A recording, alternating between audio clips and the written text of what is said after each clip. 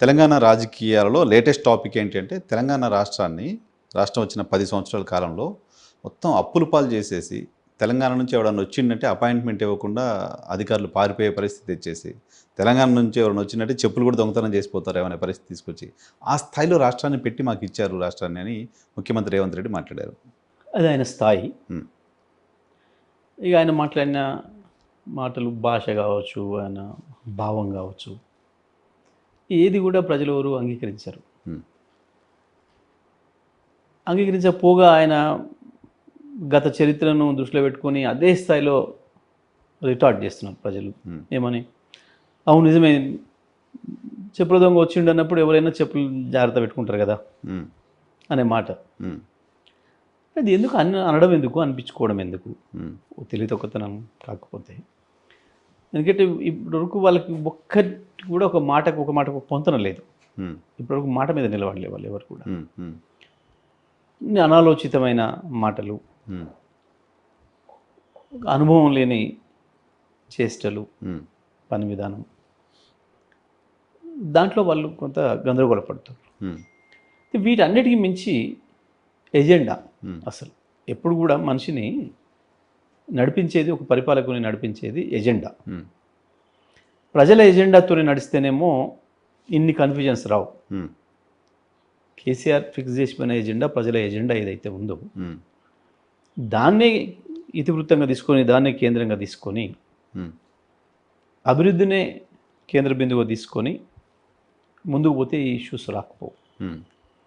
అది కాకుండా వీళ్ళంతా వ్యక్తిగత ఎజెండాతోని, దందాలతోని, వసూళ్లతోని ఆ ఎజెండా పెట్టుకొని పోతున్నారు కాబట్టి వాళ్ళకి ఈ కన్ఫ్యూజన్స్ వస్తూ ఉన్నాయి. మీకు ప్రారంభంలోనే ఒక మాట అన్నారు ముఖ్యమంత్రితో పాటు ఇతర మంత్రులు కూడా. ఏమని, మేము ఇక్కడ లంకె బిందెలు ఉంటాయి అనుకొని వచ్చినాం అన్నారు అనే మాట. అంటే అది జాలింగా ఇంటెన్షన్ వాళ్ళ ఉద్దేశాలకి, వాళ్ళ జ్ఞానానికి, వాళ్ళ పరిజ్ఞానానికి అదే పెద్ద గీటురాయి. ఎందుకంటే ఏ పిచ్చివాడు కూడా మాట్లాడాడు. రాజకీయాల్లో మినిమం పరిజ్ఞానం ఉన్నవాడు ఎవడు కూడా ఆ మాట మాట్లాడాడు. ఒక చిన్న బీకామ్, బిఏ ఎకనామిక్స్ స్టూడెంట్స్ కూడా మాట్లాడారు అట్లాంటి మాట. వాళ్ళు కూడా ఒప్పుకోరు అట్లాంటి మాటలు మాట్లాడడం అనేది పరిపాలకుడు. ఎందుకంటే మీరు ఎన్నికలకు, ఇవాళ ఉన్న డెమోక్రసీలో ఎన్నికలకు పోయేటప్పుడు ప్రజలకు మేనిఫెస్టో ఇచ్చిపోతారు ఏ పార్టీ అయినా. ఆ మేనిఫెస్టో ఇచ్చేటప్పుడు ప్రజల అభివృద్ధి, రాష్ట్ర అభివృద్ధి లేదా దేశ అభివృద్ధి ఏంది, సంక్షేమ కార్యక్రమాలు ఏంది, ఎంతవరకు చేయవచ్చు, ఉన్న బడ్జెట్ ఏంది, ఇప్పుడు ఉన్న రెవెన్యూ ఏంది, దాన్ని అంచనా వేసుకునే మేనిఫెస్టోలు ఇవ్వాలి ఎవరైనా సరే, అంతే కదా, దేశంలో ప్రపంచంలో. దాని ఆధారంగానే, మేనిఫెస్టో ఆధారంగానే ప్రజలు ఓట్లేసి గెలిపిస్తారు. నువ్వు పవర్లోకి వస్తావు, దాని ఎజెండాను అమలు చేయాలి మేనిఫెస్టో. మీరు మేనిఫెస్టో ఇచ్చేటప్పుడే చాలా అభ్యంతరాలు వచ్చినాయి. చాలామంది పరిశీలకులు వాళ్ళు మాట్లాడారు. చివరికి విలేకరులు కూడా అడిగారు కొన్ని సందర్భాల్లో వాళ్ళ ప్రశ్నలు. అవును, మీరు ఇన్ని హామీలు ఇస్తున్నారు, ఎట్లా సాధ్యమవుతుంది, బడ్జెట్ అంగీకరించదు కదా అని అన్నప్పుడు వాళ్ళు చాలా పెద్ద పెద్ద మాటలు మాట్లాడినారు. ఇప్పుడున్న ఉప ముఖ్యమంత్రి, ఆర్థిక మంత్రి ఆయనే, అప్పుడు శాసనసభలో ప్రతిపక్ష నాయకుడు కూడా ఆయనే, రేవంత్ రెడ్డితో సహా. ఇప్పుడు ఈ మేనిఫెస్టో కమిటీకి ప్రెసిడెంట్గా చేసిన శ్రీధర్ బాబు గారు కూడా ఇప్పుడు మినిస్టర్గా ఉన్నారు. వీరు కూడా గత అసెంబ్లీలో ఉన్నారు. మొత్తం వరుసగా 10 బడ్జెట్ల మీద, 10 సంవత్సరాలు తెలంగాణ వచ్చిన తర్వాత 10 బడ్జెట్ల మీద బట్టి విక్రమార్క గారి ప్రసంగం ఉంది అసెంబ్లీలో. అవును, గత 5 సంవత్సరాలు ప్రతిపక్ష నేతగా ఈయన శ్రీధర్ బాబు గారిది కూడా ఉంది, అసెంబ్లీలో రికార్డ్ అయ్యి ఉన్నాయి. ప్రతి చర్చలో పాల్గొన్నారు. అప్రాప్రియేషన్లో, రీఅప్రాప్రియేషన్లో అన్నింటిలో పాల్గొన్నారు.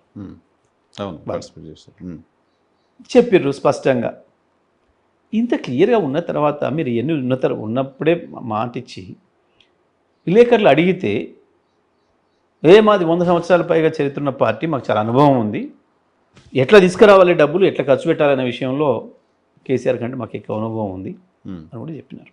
కేసీఆర్ కుటుంబ అవినీతిని ఆపితే సంక్షేమ కార్యక్రమాలు ఇవ్వచ్చు అన్నారు. ఆ తర్వాత ముఖ్యమంత్రి గారు స్వయంగా ఇంకో మాట చెప్తూ, మేము 1 సంవత్సరం కడుపు కట్టుకుంటే 40,000 కోట్లు మిగులుతాయి, మేము అన్నీ చేసిస్తామని అన్నాడు. అయిపోయింది. ఇప్పుడు ప్రభుత్వం వచ్చి సంవత్సరంన్నర అవుతుంది, 2 బడ్జెట్లు పెట్టారు వీళ్ళు వచ్చిన తర్వాత. ఇవాళ కొత్తగా నేను పోతే దొంగను చూసినట్టు చూస్తున్నారు, చెప్పులు వేసుకుపోయటం చూసినట్టు చూస్తున్నారు, జేబులు కొట్టడం చూసినట్టు చూస్తున్నారు, బ్యాగులు మోసుకుపోయటం చూసినట్టు చూస్తున్నారు అనే మాటలు మాట్లాడితే ఏమనుకుంటారు ప్రజలు? ఇంత చిల్లర వ్యవహారం అది. వాస్తవానికి ఎక్కడైనా, ఏ రాష్ట్రమైనా, ఏ దేశమైనా బడ్జెట్ను ఏదో పద్ధతిలో మేకప్ చేసి నేను బాగున్నాం, ప్రజలకు ఒక ధైర్యం ఇచ్చేటట్టు, లేదా ఫైనాన్షియల్ ఇన్స్టిట్యూషన్స్కి కూడా ఒక నమ్మకం కలిగించేటట్టు చేసి వాళ్ళ బుక్స్ గుడ్ ఆ బుక్స్. రకంగా మేకప్ చేసి లోన్స్ తెచ్చుకునే ప్రయత్నం చేస్తారు గవర్నమెంట్. కానీ ఇప్పుడు అంగి చింపేసుకొని పోయి నాకు బట్టలు దొరుకుకోవడానికి దిక్కు లేదు అప్పేమని పోతే ఎవడన్నా లోపల రానిస్తాడా? కానీ ముఖ్యమంత్రి మాట్లాడే మాటలు రాజకీయంగా మీకు సరే, మీరు ఆయన గురించి కామెంట్ చేయొచ్చు, ప్రజలు ఏమనుకుంటారు పక్కన పెడితే, బయట స్టేట్ ఇమేజ్ ఏంటి అనేది కదా. అదే కదా మేము బాధపడుతుంది. అది మేము అనటం అంటే మేము ఏదో ఆయన మీద మేము విమర్శ ఇస్తలేము. ఈ చిల్లర మాటలు మాట్లాడింది ఆయన, అవి వాటి గురించి మాట్లాడాలంటే మాకు బాధ అవుతా ఉంది. ఆయన మాటలు ఎండార్స్ చేయడం అంటే మాకు బాధ అవుతా ఉంది. అసలు మీరు చర్చ పెట్టడం కూడా మాకు ఇష్టం లేదు వాస్తవానికి. ఎందుకంటే మొత్తం భారతదేశంలో ఉన్న రాష్ట్రాలలో అత్యంత బలీయమైన ఆర్థిక వ్యవస్థ తెలంగాణది. మీరు ఎవరిని అడిగినా చెప్తారు. కేసీఆర్ వచ్చే రోజుకి ఏముంది ఈ రాష్ట్రంలో, కేసీఆర్ దిగిపోయే రోజుకి ఏముంది అనేది అన్ని లెక్కలే ఉన్నాయి. వీళ్ళు పెంచిన బడ్జెట్లోనే ఉన్నాయి మొత్తం ఆన్ పేపర్ కదా. మీరు వీళ్ళు అనేక వేదికల మీద మాట్లాడుతున్నప్పుడు చూడండి, మా రాష్ట్రంలో ఇది ఉంది అది ఉంది గొప్పగా మాట్లాడేసిస్తున్నారు, నివేదికలన్నీ అట్లే పంపుతున్నారు. కానీ ఇటువంటి ఏదైనా ఉపన్యాసం ఇవ్వాల్సి వచ్చినప్పుడు పిచ్చిగా తెలివి తక్కువగా ముఖ్యమంత్రి, ఇప్పుడు మీరు ఒక మాట చెప్తే నేను ఇప్పుడు ముఖ్యమంత్రి మాట్లాడిన ఈ మాట మీద దీనికి స్పందిస్తూ దీనికి అనుకూలంగా ఒక్క మంత్రి ఎవరన్నా మాట్లాడినరా? ఇప్పుడు ఎవరు అంగీకరించడం లేదు. ఏ ఒక్క మంత్రి కూడా అంగీకరించడం లేదు. ఎవరు కూడా అంగీకరించలేరు. మీరు చాలా సీనియర్ పొలిటీషియన్గా ఉన్నారు. ఏ రీజన్తో ముఖ్యమంత్రి ఆ మాట మాట్లాడి ఉంటారు? అసలు పదే పదే కేసీఆర్ అంతకుముందు అజ్ఞానంతో, మేము రిచెస్ట్ స్టేట్ అనే మాట కేసీఆర్ నోటి నుంచి వినేవాళ్ళం. అజ్ఞానంతో, మూర్ఖత్వంతో, అపరిపక్వతతో, ఆక్రోశంతో, చివరిగా చేతగాంతనంతో ఇచ్చిన హామీల నుంచి తప్పించుకోవడం కొరకు ఎవరిను మభ్యపెడదామని, ఉద్యోగస్తులు మభ్యపెడదామని, యువకుల్ని మభ్యపెడదామని, మహిళల్ని మభ్యపెడదామని, రైతుల్ని మభ్యపెడదామని ఏదైతే రకరకాల హామీలు ఇచ్చి వచ్చిండో ఆ హామీలు ఇప్పుడు వేటాడుతున్నాయి కాబట్టి దాంట్లో నుంచి తప్పించుకోవడం కొరకు వచ్చిన ఆక్రోశం తప్ప అది ఇంకోటి కాదు. తప్పించుకోవాలని కేవలం ముఖ్యమంత్రి మాత్రమే ఎందుకు అనుకుంటున్నారు? మంత్రులు మొత్తం కాంగ్రెస్ సర్కార్ ఎవరు అనుకోకుండా కేవలం ముఖ్యమంత్రి మాత్రమే. అదే కదా ఇప్పుడు జరుగుతున్న సమస్య అది కదా. వాళ్ళు ఒకటి మాట్లాడిన దానికి ఇంకోటి సంబంధం లేకుంటుంటున్నారు మంత్రులు కూడా.